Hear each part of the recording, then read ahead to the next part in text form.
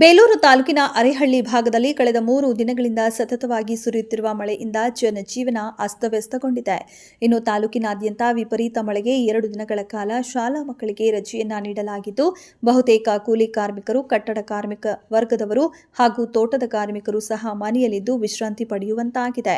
ಇನ್ನು ಅರೇಹಳ್ಳಿ ವ್ಯಾಪ್ತಿಗೆ ಸೇರಿದ ವಾಟೇಹಳ್ಳಿ, ಅನುಘಟ್ಟ, ಲಕ್ಕುಂದ ಹಾಗೂ ಇನ್ನಿತರ ಗ್ರಾಮೀಣ ಭಾಗದಲ್ಲಿ ಸುರಿಯುತ್ತಿರುವ ನಿರಂತರ ಮಳೆಯಿಂದ ಮರಗಳು ಧರೆಗುಳಿದ್ದು ಸುಮಾರು 25ಕ್ಕೂ ಹೆಚ್ಚು ವಿದ್ಯುತ್ ಕಂಬಗಳು ಮುರಿದು ಬಿದ್ದಿದ್ದು, ಇನ್ನು ಮಳೆಯನ್ನ ಲೆಕ್ಕಿಸದೆ ಲೈನ್ಮನ್ಗಳು ನಿರಂತರ ಕಾರ್ಯಚಟುವಟಿಕೆಗಳಿಂದ ವಿದ್ಯುತ್ ಅಡಚಣೆಗಳನ್ನು ನಿವಾರಿಸಲು ಹರಸಾಹಸ ಪಡುವಂತಾಗಿದೆ.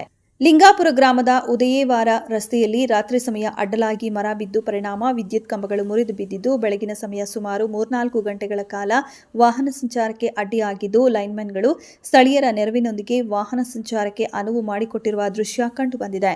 ಇನ್ನು ಕಳೆದ ರಾತ್ರಿ ಬೇಲೂರು ಸಕಲೇಶಪುರ ಮುಖ್ಯ ರಸ್ತೆಗೆ ಬೃಹದಾಕಾರದ ಆಲದ ಮರವೊಂದು ಅಡ್ಡಲಾಗಿ ಬಿದ್ದಿದ್ದು, ಸ್ಥಳೀಯ ವಾಹನ ಸವಾರರು ಪರ್ಯಾಯ ರಸ್ತೆಯನ್ನ ಬಳಸಿ ಸಂಚಾರ ಮಾಡುತ್ತಿದ್ದಾರೆ. ಇನ್ನು ದೂರದ ಊರುಗಳಿಂದ ತೆರಳುತ್ತಿದ್ದ ವಾಹನ ಸವಾರರು ಗಂಟೆಗಟ್ಟಲೆ ರಸ್ತೆಯಲ್ಲಿ ಕಾದು ಕುಳಿತಿದ್ದರು.